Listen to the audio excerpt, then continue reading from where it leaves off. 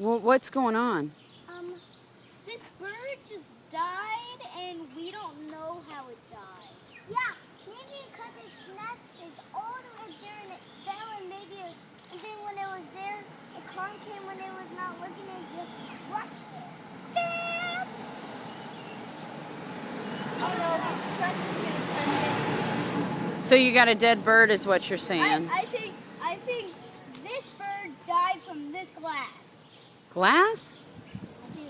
That's from when your dad's car got hit. Okay. I'm the question. No. Yes. No. Haley, why do you like to destroy dead animals?